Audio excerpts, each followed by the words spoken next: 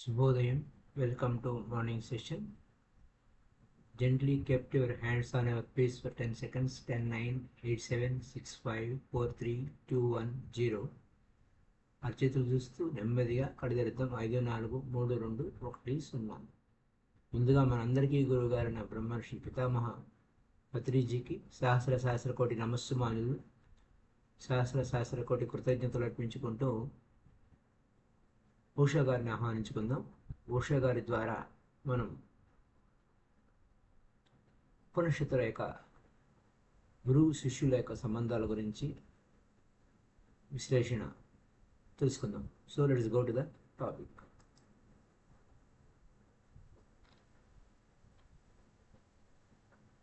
Master and disable, గురువు శిష్యులు యొక్క జర్నీ ఎలా ఉంటుంది అంటే, గురువు శిష్యుడి మధ్య గురువుతో పాటు లేదా శిష్యుడు తనతో పాటు గురువు ఎదుగుతూ ఉంటాడు. అయితే ఆ ఎదుగుదల ఎటువైపు ఉంటుంది? అలాగే అవేర్నెస్ అనేది మనం ఎందుకు కోల్పోయాము? అసలు అవేర్నెస్ కోల్పోయామా? అవేర్నెస్ ఏం జరిగింది అనే పాయింట్ల మీద కొన్ని విషయాలు మనం మాట్లాడుకుంటాం. ఎందుకంటే జర్నీ అనేది గురు శిష్యుల యొక్క ప్రయాణం, నేర్చుకుంటూ నేర్పిస్తూ ఎదగడం. ఇదే గురువు పితామహ పత్రిజీ మనకు చెప్తూ ఉండేవారు, నువ్వు ఏబిసిడీలు నేర్చుకుంటే ఏబిసిడీలు ఇతరులకు నేర్పించాయి, నువ్వు ఈఎఫ్జిహెచ్ నువ్వు నేర్చుకుంటూ ఉండు, అంటే నేర్చుకున్నది నేర్పించేసేయి అని. ఆల్రెడీ తెలిసిన విషయాలని మనం అనుభవపూర్వకంగా తెలిసిన విషయాలు. గురువు అంటేనే అనుభవం. అవును, సత్యమే అది అంటారు ఓషో గారు. It is true. అలాగని చెప్పి ఎదగడంలో అది నిజమే కానీ నిజం కాదు. ఏ విధంగా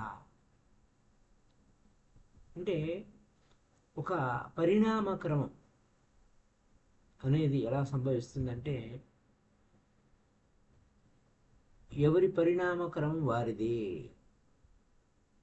నీ పరిణామక్రమం నీదే, ఆ గురువు యొక్క పరిణామక్రమం నీదే, ఆ పరిణామక్రమం ఆయనదే. అయితే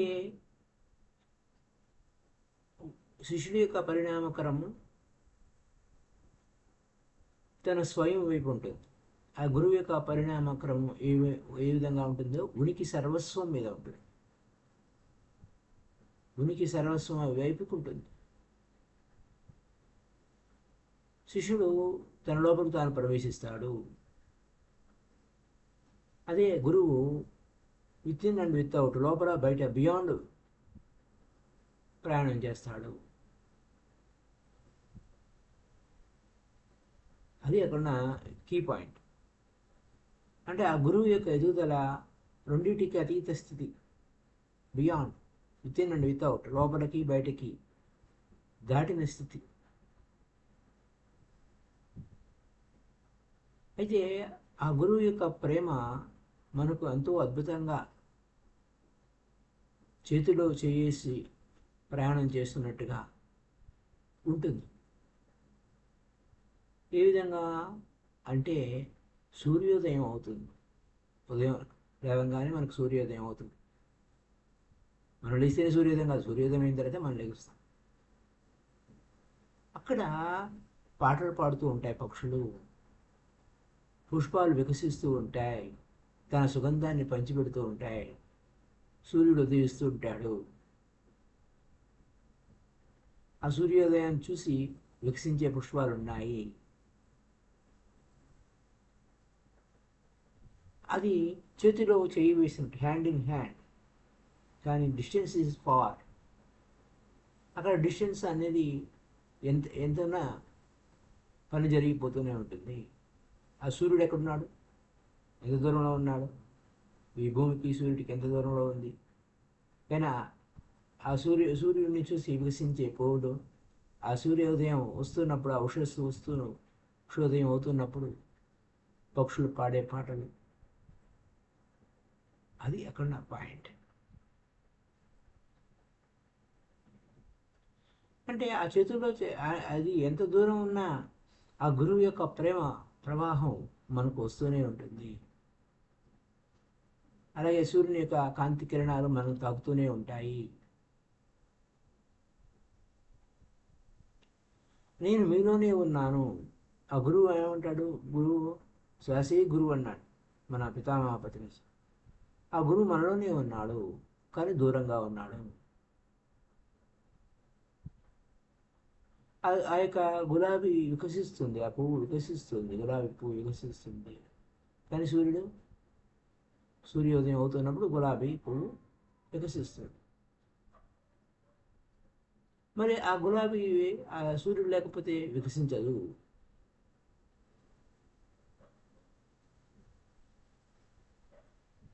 అయితే అక్కడ ఏంటి, దాని అర్థం ఏంటి? ఒకవేళ అన్ని రోజెస్ మేము సూర్యుడు లేకపోతే వికసించమని అంటాయా? చూస్తానికి ఆశ్చర్యంగా ఉంటుంది.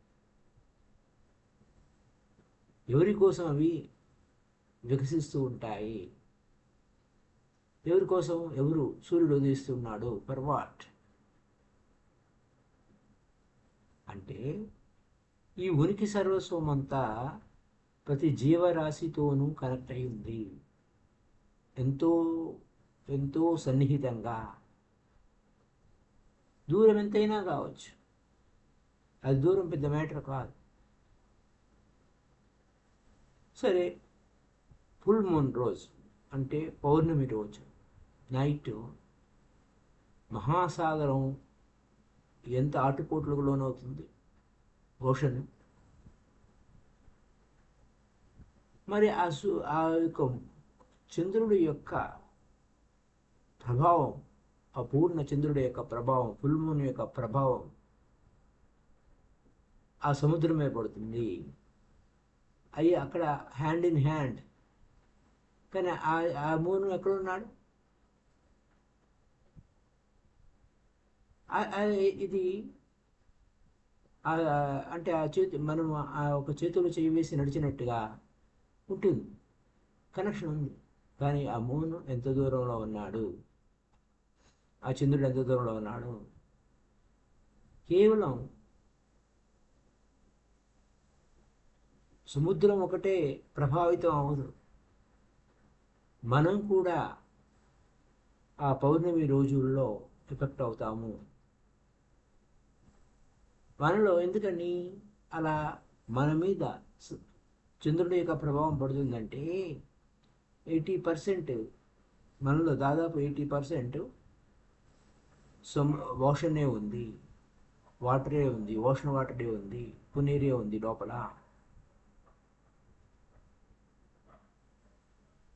అయితే ఇక్కడ విచిత్రం ఏమంటే, అదేమి ఆ పౌర్ణమి రోజుల్లో ఎన్లైటన్ అయ్యారంటే ఇది ఒక కారణం కూడా కావచ్చు. అది వింతేమి కాదు. మహావీరుడు ఒక ఎన్లైటన్ మాస్టర్గా అవడానికి ఫుల్ మూన్ రోజే ఎన్లైటన్ అయ్యాడు.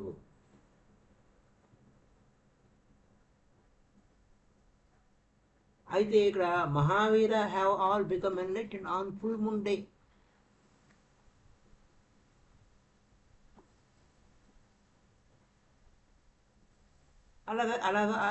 అట్లా అయితే మహావీరుడు ఫుల్ మూన్ డే కాకుండా, లేదా ఆయన ఏమన్నాడు, ఫుల్ మూన్ డే కాకుండా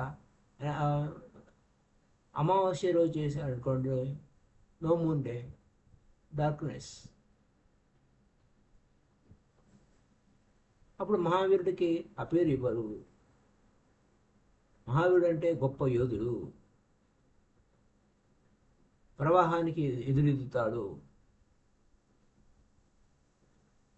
ఆ ఎదురెదుటమే కాదు, విజయం సాధిస్తాడు. అలాగే ఇక్కడ బుధుడి సంగతి తీసుకుంటే బుధుడి యొక్క విషయం ఇంకా పూర్తిగా వెరైటీగా ఉంటుంది. ఆయన పుట్టింది పౌర్ణమి రోజే పుట్టాడు, ఎన్లైటన్ అయింది పౌర్ణమి రోజునే, మరణించింది కూడా, నిర్వాణం చెందింది కూడా ఫుల్ మూన్ నైటే. ఇది ఒక కోయిన్సిడెన్స్ కాదు. పౌర్ణమి యొక్క ప్రభావం మానవుడి యొక్క మనస్సు మీద ఏ విధంగా పడుతుంది అనేది ఇప్పుడు ఆ సైకాలజిస్ట్లో మనోవైజ్ఞానిక శాస్త్రవేత్తలు చూస్తున్నారు, స్టడీ చేస్తున్నారు.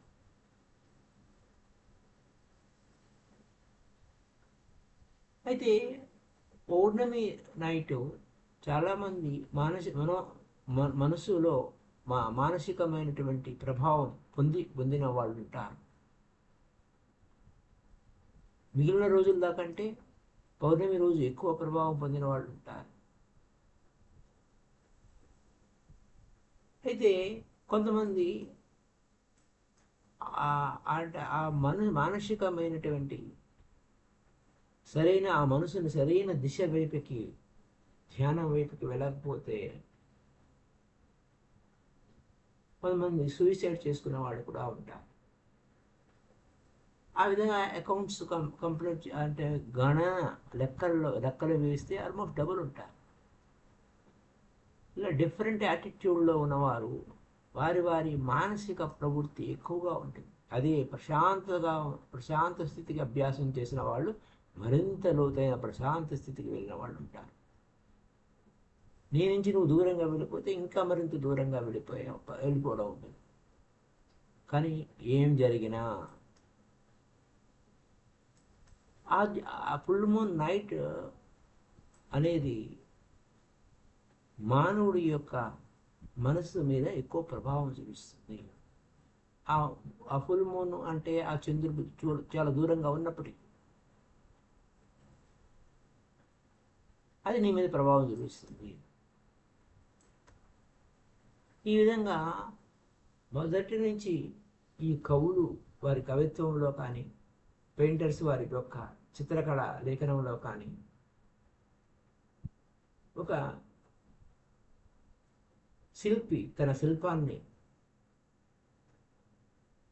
చక్కగా తీర్చిదిద్దడంలో కానీ, సంగీతజ్ఞుడు వారి సంగీతాన్ని మరింత చక్కటి అద్భుతమైన ట్యూన్స్ కట్టడంలో కానీ, అలాగే నాట్యం చేసే ఆ యొక్క నాట్యకారులు, ఆ డాన్సర్స్ సరికొత్త విషయాల వైపు ఉంటారు. ఆ రోజు చాలా అద్భుతంగా ఉంటుంది. ఆ విధంగా చంద్రుడి యొక్క కిరణాల యొక్క ప్రభావం చేతిలో చేయి వేసినట్టుగా, హ్యాండ్ ఇన్ హ్యాండ్గా కలిసి నడిచినట్లుగా ఉంటుంది. అదేవిధంగా గణనీయమైన మార్పులు పౌర్ణమి రోజు జరుగుతాయి. అందుకోసమే పౌర్ణమి రోజు పౌర్ణమి ముందు 3 రోజుల నుంచి స్టార్ట్ అవుతుంది. పౌర్ణమి రోజే కాకుండా పౌర్ణమి తర్వాత కూడా 3 రోజులు, ఆ విధంగా 7 రోజులు పౌర్ణమి ధ్యానం అని పెట్టుకున్నాం.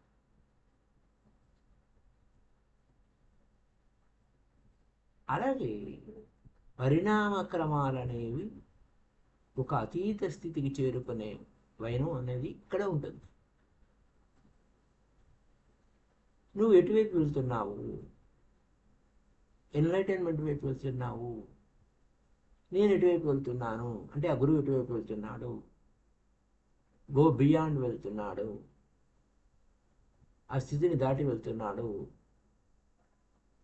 ఇదంతా ఈ పరిణామ క్రమం ఆ శిష్యుడు ఎవరైతే అభ్యాసం చేస్తున్నారో,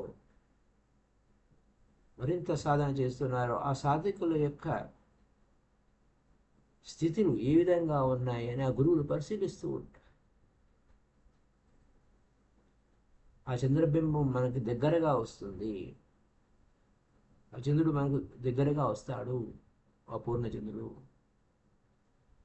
ఇట్లా పరిణామక్రమం స్వయం యొక్క ఎంటర్టైన్మెంట్ ఉంటుంది శిష్యుడికి, ఆ గురువుకి బియాండ్, తను మించి తాను స్థితికి చేరుకుంటాడు. సో ఈ ప్రాసెస్ అంతా అలా జరుగుతూనే ఉంటుంది. కానీ అక్కడ డిస్టెన్స్ పెద్ద లెక్క కాదు. అక్కడ ఎంత సన్నిహితంగా కనెక్ట్ అయి ఉన్నాము ఆ పౌర్ణమి రోజు, ఎంత సామీప్యంలో ఉన్నాము, అది అక్కడ ఆ ధ్యానం యొక్క ఫలితం వస్తుంది.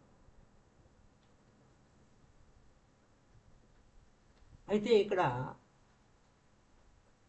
ఇంకొక విశేషం ఏంటంటే, ఒక మాస్టర్ ఒక గురువు మరొక గురువు గురించి చెప్తున్నాను. ఫ్రెడరిక్ నీచే అనేటువంటి ఒక ఆయన, ఫ్రెడరిక్ నీచే అనే ఆయన ఒక గొప్ప జీనియస్, గొప్ప మేధావి. ఆ గొప్ప మేధావి, ఆ మేధస్సు ఉన్నవారు మామూలుగా కనపడరు. ఏంటిరా వీడేంటి పిచ్చి పిచ్చి పిచ్చి ఎక్కిందా అని అట్టుగా ఉంటారు. ఏ ఏ ఏ మూర్ఖుడు వాడి పిచ్చి ఎక్కదు. నువ్వు ఆ యొక్క పిచ్చివాడు అవ్వాలంటే నీకు ముందు మనసు ఉండాలి. ఆ జీనియస్ ఎలా ఉంటాడు, మేధావి ఎలా ఉంటాడంటే కత్తి మీద సాము. కత్తి మీద సాము అంటే కత్తి మీద నడవాలి, షార్ప్ ఎడ్జ్ మీద నడవాలి. అక్కడ అలా నడిచేటప్పుడు ఏ పొరపాటు చేసినా ఏం జరుగుతుంది? ప్రమాదం జరుగుతుంది. అలాగే షార్ప్ ఎడ్జ్తో పొడుస్తున్నారు, నైఫ్ యొక్క ఎడ్జ్, షార్ప్ ఎడ్జ్. నైఫ్ కాదు, స్వాట్ అంటే ఖడ్గము. ఇక్కడ ఏమవుతుంది? ఆ మేధావి ఆ నడిచే నడక ఏ చిన్న పొరపాటు చేసినా అది పిచ్చితనంలోకి వెళ్ళిపోతుంది. ప్రపంచంలోనే నైజే అనే ఆయన చాలా గొప్ప జీనియస్. ఆయన అంతర్దృష్టి చాలా గొప్పగా ఉంటుంది. ఆయన తన అంతర్దృష్టి గురించి ఆయన యొక్క రచనలలో గొప్పగా చెప్తాడు. ఎంతో వైభవంగా ఉంటుంది అంతర్దృష్టి.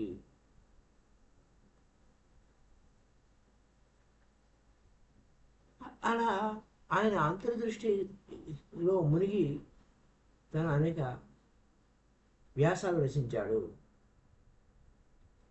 మిగతావన్నీ మర్చిపోయాడు. అనేక ఆధ్యాత్మిక విషయాలను రచించాడు. అయితే కొన్ని ఆధ్యాత్మిక విషయాలు ఎలా ఉంటాయంటే పరిమిత స్థాయిని మించి ఉంటాయి. అయితే ఆ యొక్క అంతర్దృష్టి ఏ విధంగా ఉంది, ఈచ్ ఇన్సైట్ ఎలా ఉంది అనేది ఒక అద్భుతమైన వేదాంతంగా మారిపోయింది. ఉదాహరణకి ప్రేమ అనేది ఎక్కడ ఉందో అక్కడ మంచి చెడు అనేవి కనపడవు. ప్రేమ ఉన్న చోట మంచి చెడు అనేది కనపడవు. ప్రేమ ఉన్న చోట అది ప్రేమ అనేది ఎలాంటిది అంటే బియాండ్ గుడ్ అండ్ ఈవిల్, రెండింటికి అతీతంగా వస్తుంది.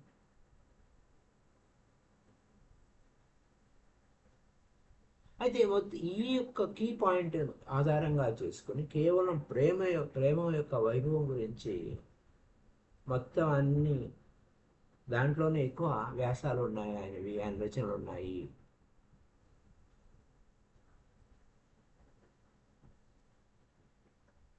అయితే ఆయన యొక్క రచనల్ని మళ్ళీ ఇంటర్ప్రిట్ చేసేదానికి ఎవరి వల్ల కాదు. వాటిని ఎలా ఉంటుందంటే మ్యాథమెటికల్ ఫార్ములా లాగా ఉంటుంది.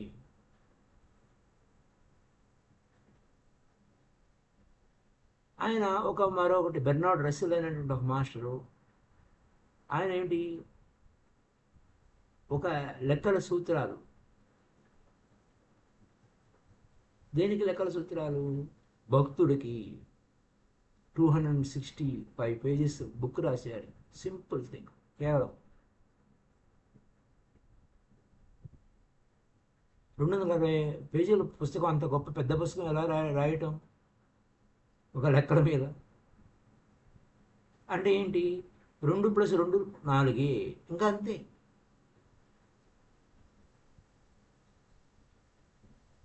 ఏ విధంగా చూసినా 2+2 4 అవుతాయి. ఆ అకౌంట్ తప్పు అవ్వదు.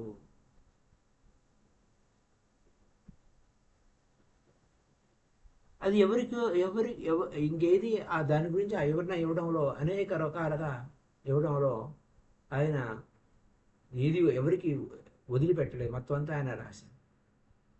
అలాగే జీవితం అనేది ఎంత చిన్నది. ఆ ఫ్రెడరిక్ నుంచే సమయం ఇవ్వలేదు. ఆయన జీవితం ఎంతో చిన్నది. కాబట్టి నువ్వేం చేయాలి? ప్రేమ ఒకటే, అన్కండిషనల్ లవ్. ఆ అన్కండిషనల్ లవ్, షరతులు లేని ప్రేమ ఒకటే ఉండాలి. అప్పుడే శుభాశుభము రెండింటిని దాటి వెళ్ళిపోతాము. శుభాశుభ పరిత్యాగి అని ఆయన జగద్గురు కృష్ణుడు చెప్పిన భగవద్గీతలో లాగా ఆ ప్రేమ ఎక్కడికి తీసుకుపోతుంది? You go beyond good and evil.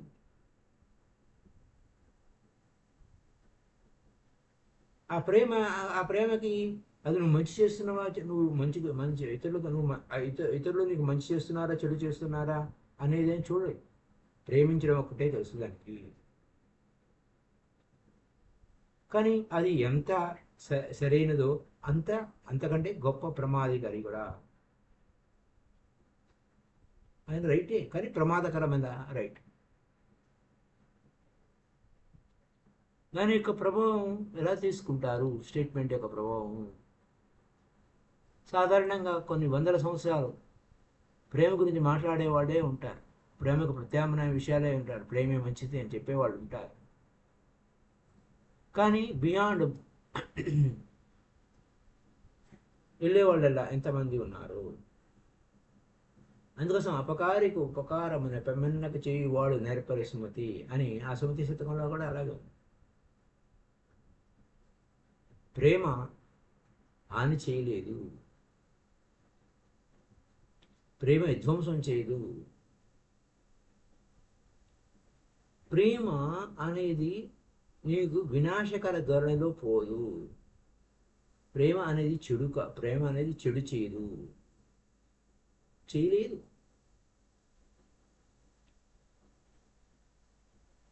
ఆఖరికి వారిని ద్వేషించే వారిని కూడా ప్రేమ వారికి చెడు చేయలేదు. వేలాది సంవత్సరాలు గడిచిపోయినాయి. ఆ ప్రేమకు ప్రత్యామ్నాయ పదమే లేదు.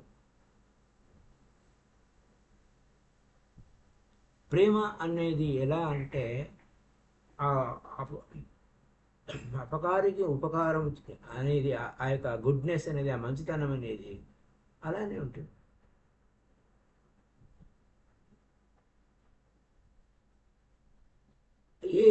అంటే ఎంతో సుదూరంగా వెళ్ళిపోయాడు ఆ ప్రతికి నిచ్చాను ఆయన. అంత గొప్పగా ప్రేమ గురించి గొప్పగా ఆలోచించగలిగేటువంటి వాళ్ళు పూర్వం లేరు అన్నట్టుగా.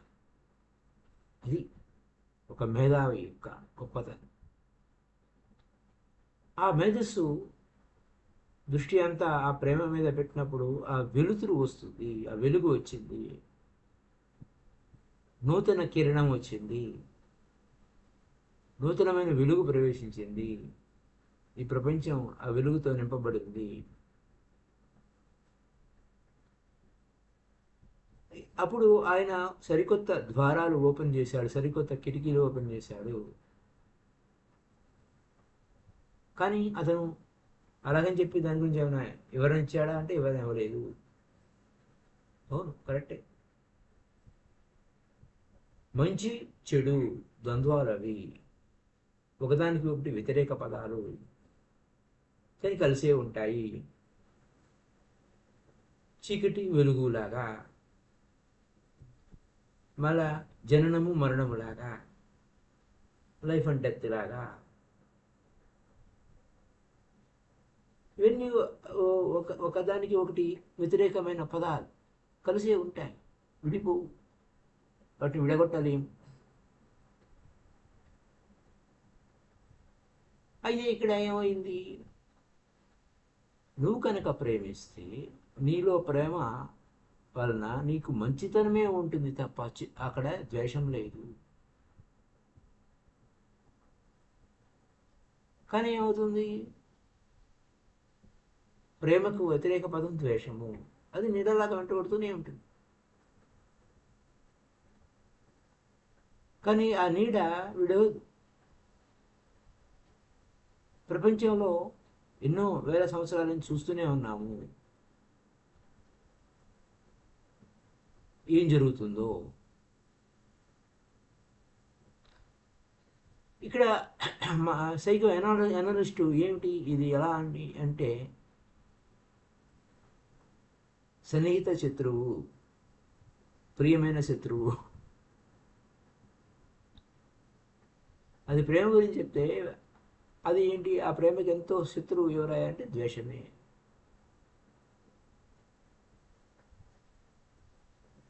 అయితే నువ్వు ఎవరినైతే ప్రేమించావో వారిని ద్వేషిస్తావు.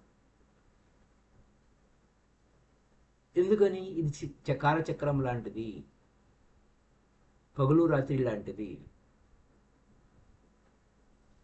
ప్రేమ వస్తే ద్వేషం కూడా వస్తుంది నీడలాగా. అది అసహజమైన వ్యవహారం ఏం కాదు. ఆ యుద్ధం జరుగుతూనే ఉంటుంది, ఆ ప్రేమకి ఆ ద్వేషానికి మధ్య యుద్ధం జరుగుతూనే ఉంటుంది. అది ఆటలో ఒక భాగమే. అంటే నువ్వు ప్రేమనే ఎంచుకుంటే దాని వెనుక బొమ్మ బొరుసు, ₹1 నాణ్యం కావాలి, రూపాయి అంటే ఒక నాణ్యం కావాలి, అది బొమ్మ బొరుసు ఉంటుంది, అదర్ సైడ్ కూడా ఉంటుంది. ఒకవైపు ఎంచుకున్నా సరే అది ఒకదానితో ఒకటి కలిసి ఉంటాయి. అయితే ప్రేమికుల యొక్క జీవితాన్ని మనం పరిశీలిస్తే ఆశ్చర్యంగా ఉంటుంది. వారు ప్రేమలోకి ప్రేమించే ముందు వారు ఫైటింగ్ చేస్తారు. అప్పుడే అక్కడి నుంచి మళ్ళీ ప్రేమ పుడుతుంది. ఇది ఒక విచిత్రమైన సంఘటన. అప్పటి వరకు వాళ్ళు ఒకరంటే ఒకరు కొట్లాడుకున్నారు, అలా, కానీ తర్వాత మళ్ళా కలిసి ఉంటారు. ఈ విధంగా ప్రతి విషయంలోనూ మన జీవితంలో పరిశీలిస్తే ఇలాగే జరుగుతుంది. అయితే ఈ ప్రేమ మరి ఆయన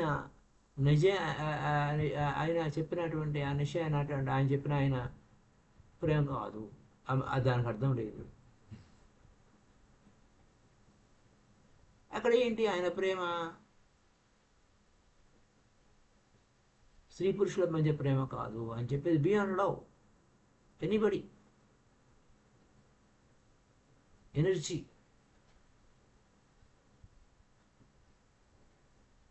యు ఆర్ ఫీల్డ్ విత్ ఎనర్జీతో ఫీల్ అవుతావు.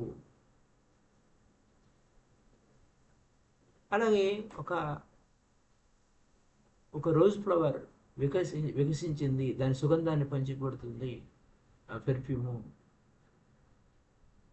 అలా ఆ వ్యక్తి నుంచి ఆ పెర్ఫ్యూమ్ వచ్చేస్తుంది.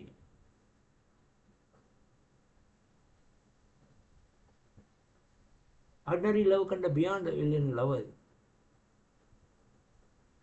ఆ ఫెడరిక్ నేచర్ ఆయన అవగాహన, ఎంతో లోతైన అవగాహన కలిగి ఉన్నాడు ఈ విషయంలో.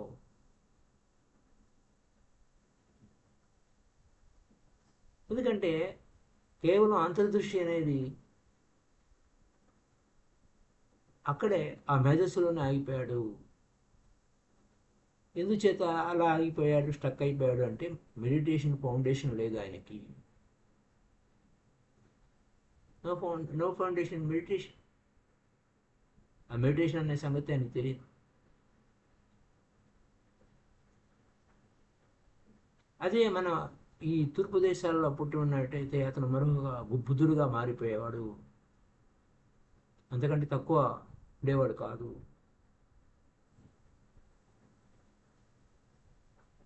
అయితే ఆ వెస్ట్లో అన్ని ఒక మేధావిగానే పరిగణిస్తారు. అలాగే ఆ కన్క్లూజన్ అంతవరకే వారికి తెలుసు, ఆ మేధాపరమైన వ్యవహారము.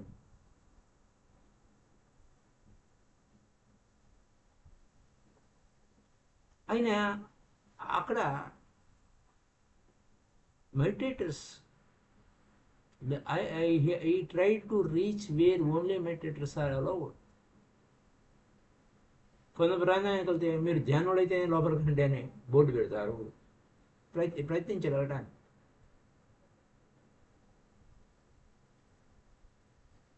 కానీ అక్కడ ఏమైంది,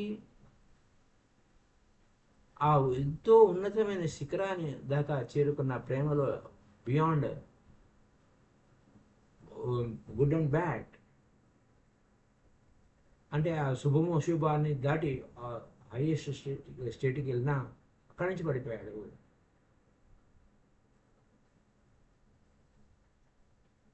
అది ఖచ్చితంగా, ఎందుకంటే కత్తి మీద ముందే చెప్పుకున్నాం కదా, కత్తి మీద స్వాము,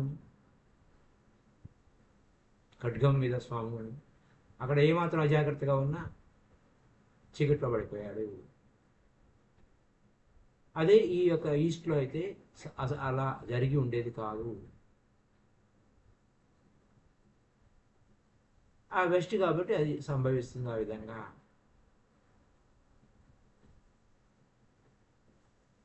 అప్పుడు అందుకని ఆ వెస్ట్లో ఆ ఫౌండేషన్ లేదు. ఈస్ట్లో ఎప్పుడు అలా సంభవించదు. అంత గొప్ప స్థితికి చేరుకున్న తర్వాత, అంత గొప్ప మౌన స్థితికి చేరుకున్న తర్వాత పర్ఫెక్ట్గా అవుతారు, ప్రవక్త అవుతారు, మెడిటేషన్లోకి వెళ్తారు, డీప్ సైలెన్స్లోకి వెళ్తారు, ఎంతో అద్భుతమైన శాంతి ప్రశాంత స్థితిలోకి వెళ్ళిపోతారు. ఆ యొక్క వేర్లు భూమిలోకి చొచ్చుకొని పోతాయి. వారి యొక్క శాఖలు ఆకాశాన్ని దాటి వెళ్ళినాయా అన్నంత గొప్ప నక్షత్రాల్లో చేరుకుంటాయి. ఆకాశం వైపు, ఆకాశంలోనే వాటి యొక్క వారి పుష్పాలు, సుగంధాలు వెదజల్లబడతాయి. అంటే ఎంత ఆకాశం, ఎంత భూమిలోకి అంత లోపలికి వెళ్ళాలి. ఎంత ఎత్తు ఎదిగితే అంత లోపలికి వెళ్ళితే అంత ఎత్తు ఎదుగుతుంది. అలాగే మెడిటేషన్లో ఎంతో డీప్గా వెళ్ళినప్పుడే ఓ బుద్ధుడు యొక్క కరుణ, ప్రేమ, దార్శనికత అంత ఎలా సంభవించిందో అలాగే ప్రేమ అనేది బియాండ్ వెళ్ళగలిగినప్పుడు ఆ స్థితికి చేరుకునేవాడు. కాకపోతే ఏమైంది, పిచ్చివాడిగా మారిపోయాడు ఆయన.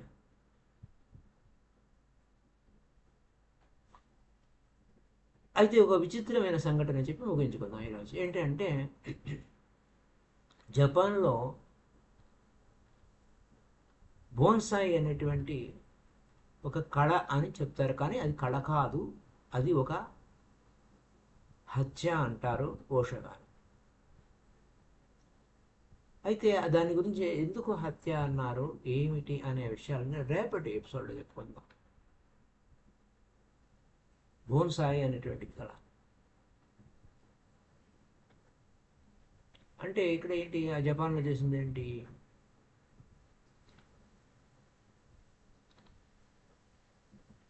ఏ విధంగా చేశారు ఏంటి అనే విషయాల గురించి రేపటి ఎపిసోడ్ తెలుస్తుంది. ఎందుకంటే ఏంటి అది మనకు తెలుసు కదా, ఒక ఎదగడము అనే దాని ఓ చెట్టు ఎదగడం అనే దాంట్లో భూమి లోపలికి ఎంత లోపలికి వెళ్ళాలో అంత ఎత్తు పైకి ఎదగాలి. అలా కాకుండా ఏం చేసేవాళ్ళు, కింద వేర్లు కట్ చేసేవాళ్ళు, ఎత్తు ఎదగనివ్వకుండా.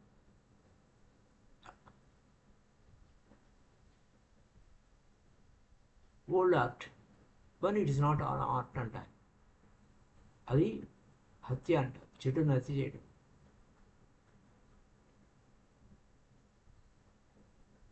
ఎన్నో వందల సంవత్సరాలు అయి ఉంటాయి. ఆ రంగుల కంటే హైట్ ఎదగనివ్వదు.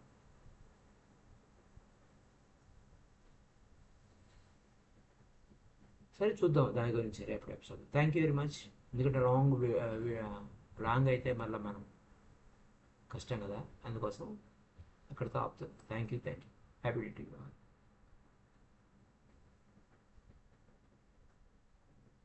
Bye bye.